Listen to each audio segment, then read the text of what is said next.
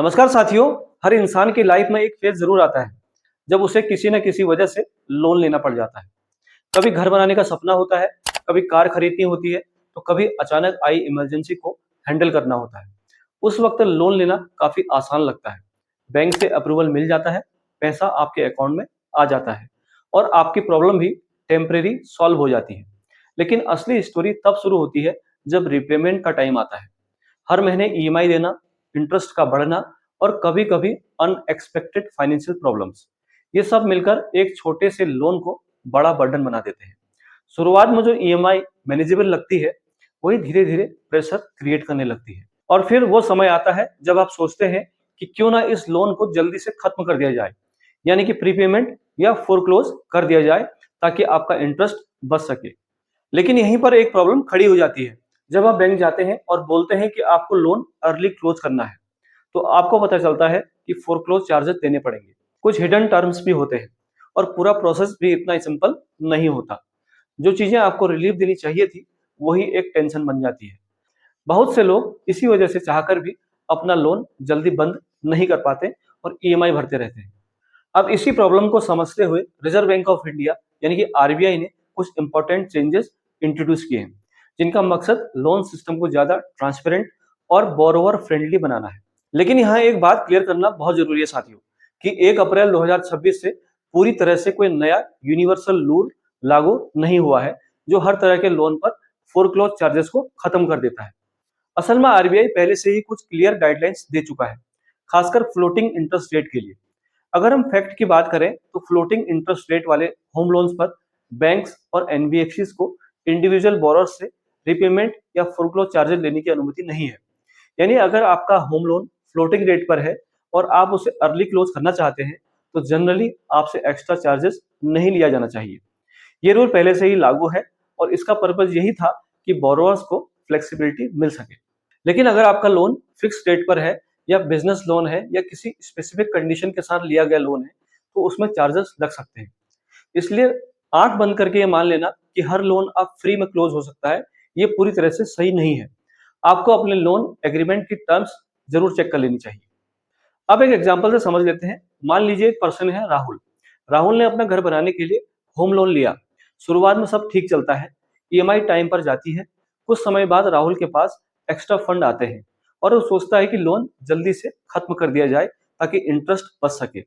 अगर राहुल का loan floating rate पर है, तो उसके पास ये ऑप्शन है कि वो बिना किसी फोरक्लोज चार्जेस के लोन को क्लोज कर सकता है। लेकिन अगर लोन फिक्स रेट पर है, तो उसे चार्जेस देने पड़ सकते हैं।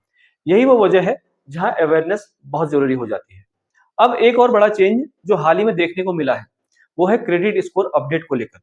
पहले क्या होता था कि आपका क्रेडिट स्कोर, जिसे हम सिविल स्कोर भी कहते हैं, महीने में एक बार अपडेट होता था।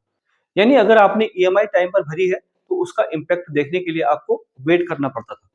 लेकिन रिजर्व बैंक ऑफ इंडिया के गाइडलाइन के अनुसार लेंडर्स को डाटा ज्यादा फ्रिक्वेंटली बेसिस पर अपडेट करना होता है। कई क्रेडिट ब्यूरोज इसे वीकली बेसिस पर अपडेट करना ने शुरू भी कर दिया है। इसका मतलब ये है कि अगर आप रिस्पॉन्सिबल बोरोअर हो और टाइम पर पेमेंट कर रहे हैं, तो उसका पॉजिटिव इम्पैक्ट आपको जल्दी देखने को मिलेगा। और अगर आप ईएमआई मिस करते हो, तो उसका नेगेटिव इम्पैक्ट भी आपको जल्दी ही देखने को मिलेगा। यानी सिस्टम अब फास्टर और मोर रिस्पॉन्सिबल हो चुका है। इसके अलावा नॉमिनेशन सिस्टम में भी इंप्रूवमेंट देखने को मिले हैं। अब बैंक्स कस्टमर को मल्टीपल नॉमिनी ऐड करने की सुविधा दे रहे हैं, जिससे फ्यूचर में लीगल कंप्लेंट्स कम होंगी। अगर किसी पर्सन के साथ कुछ अनफॉर्चुनेट हो जाए, तो उसके एसेट्स को फैमिली मेंबर्स आसानी से हैंडल कर सकें। ये एक प्रैक्टिकल और हेल्पफुल स्टेप है, खासकर उन लोगों के लिए जो लॉन्ग टर्म फाइनेंशियल प्लानिंग करते हैं। अब अगर ओवरऑल देखा जाए, तो जो चार्जेस हैं वो बोरोवर्स को ज्यादा कंट्रोल देते हैं। पहले बोरोवर्स एक तरफ से सिस्टम में फंसा हुआ महसूस करता था, लेकिन अब उसके पास ऑप्शन ज्यादा है। अगर आप फाइनेंशियली डिसिप्लिन्ड हो, टाइम पर ईएमआई भरते हो और स्मार्ट तरीके से रीपेमेंट प्लान करते हो, तो आप अपने लोन को जल्दी खत्म कर सकते हैं और इंटरेस्ट भी बचा सकते हैं। लेकिन साथियों, यहाँ एक रियलिटी चेक भी जरूरी है। सिर्फ रूल्स बदलने से सब कुछ आसान नहीं हो जाता। आपको खुद भी फाइनेंशियली अवेयर होना पड़ेगा।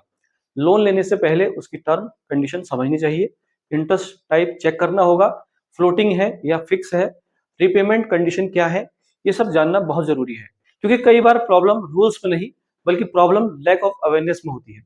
आज के टाइम में लोन लेना आसान है, लेकिन उसे स्मार्ट तरीके से मैनेज करना असली गेम है साथियों। ईएमआई टाइम पर देना, अननेसेसरी लोन से बचना और जब पॉसिबल हो प्री पेमेंट करना, ये सारी चीजें आपको फाइनेंशियल स्ट्रेस से बचाती है। और आखिर में बात वही है कि लोन एक टूल है, अगर सही तरीके से यूज किया जाए ये आपकी लाइफ आसान बना सकता है, लेकिन अगर बिना प्लानिंग के लिया जाए तो ये एक बर्डन भी बन सकता है। इसलिए डिसीजन सोच समझ कर लें, रूल्स को समझें और अपने फाइनेंशियल फ्यूचर को सिक्योर करें। बाकी इस टॉपिक पर आप क्या सोचते हैं? क्या आपने कभी लोन रिपेमेंट में किसी प्रॉब्लम का सामना किया है? क्या आपको लगता है कि सिस्टम अब पहले से ज्यादा बेहतर हो रहा है? अपना एक्सपीरियंस और थॉट हमें जरूर शेयर करें साथियों।